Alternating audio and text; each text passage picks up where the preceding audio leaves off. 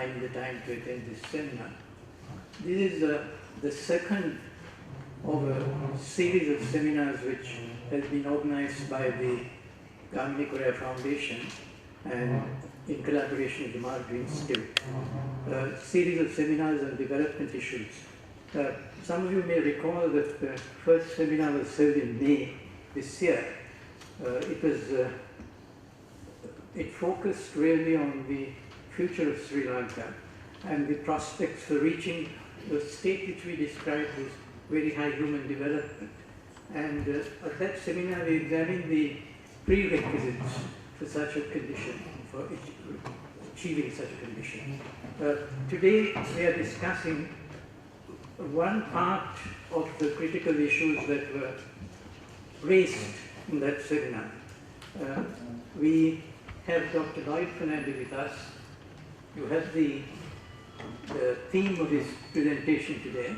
It's the topic of immediate interest to us, the 5-point plan and the 10-point agreement, the statements of policy and programs that have been announced by the government which has assumed power.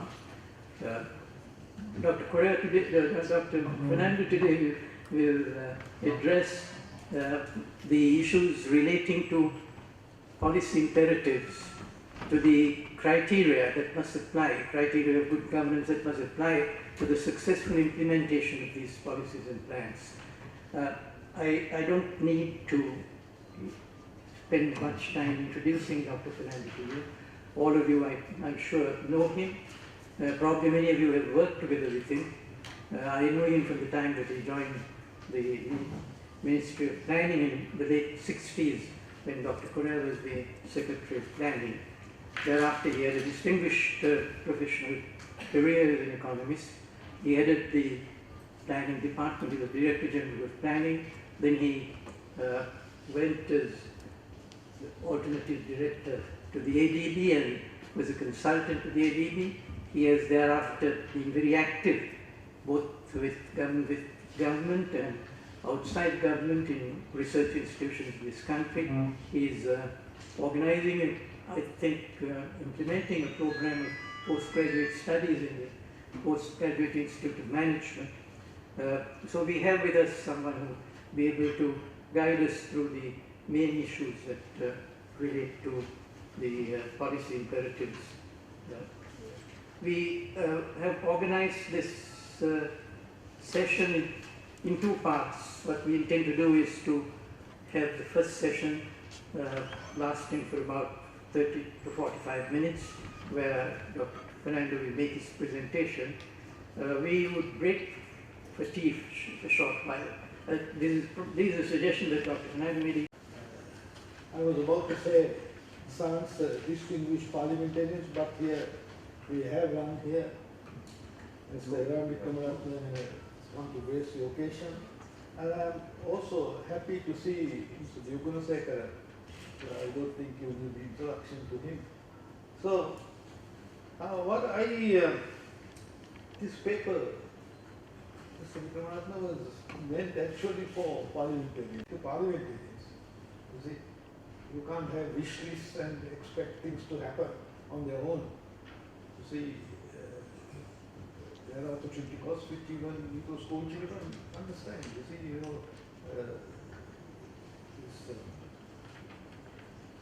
can't have the cake and eat it.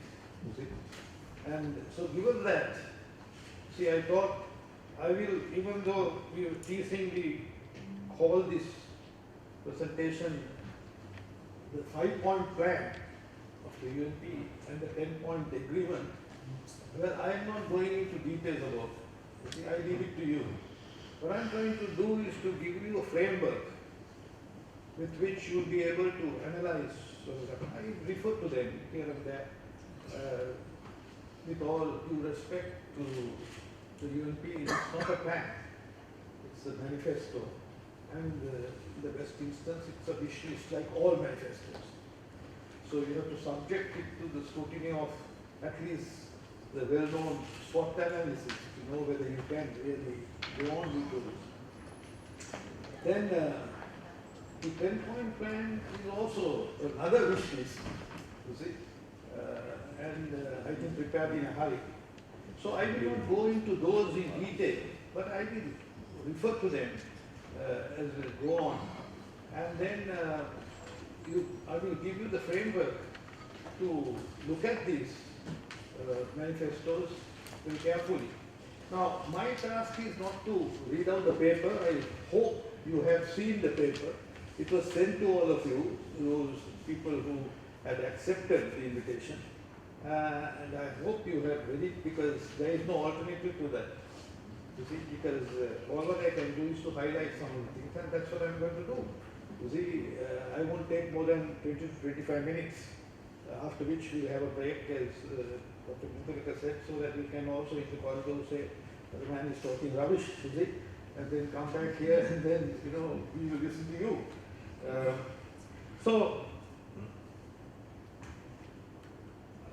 We have distributed this PowerPoint. You see, we have given you hard copies because, and some of you, particularly there, won't be able to read this. And the others too, I think you will be more comfortable seeing a paper in front of you. Now, the first thing, what I am trying to do is to start with the conclusion, which I call my wish list.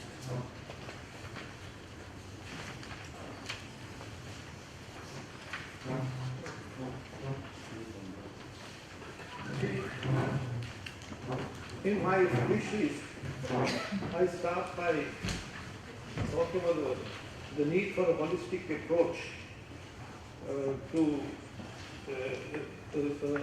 not a approach, really a holistic view. And that, of course, all economists understand the need for it, because all economic categories are related to each other, interrelated. There are symbiotic relationships among economic categories.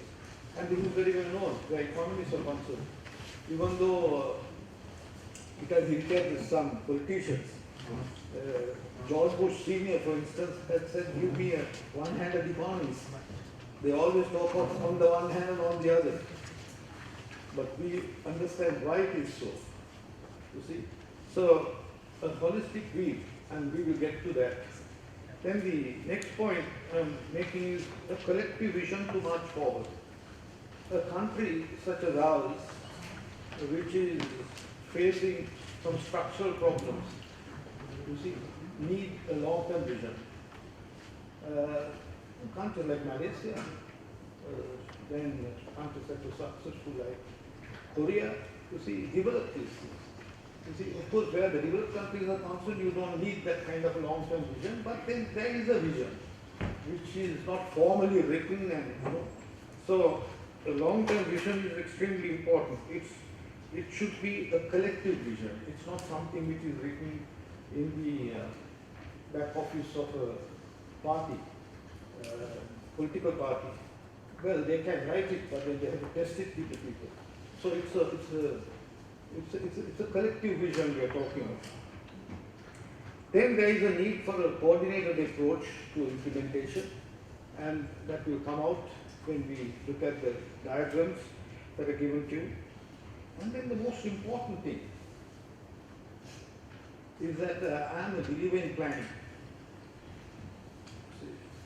Fortunately or unfortunately, there are a lot of people who don't think that we need planning, because some people even refer wrongly to what happened in India. They disbanded the planning council, but they have brought back a new planning council. You see, they brought new people.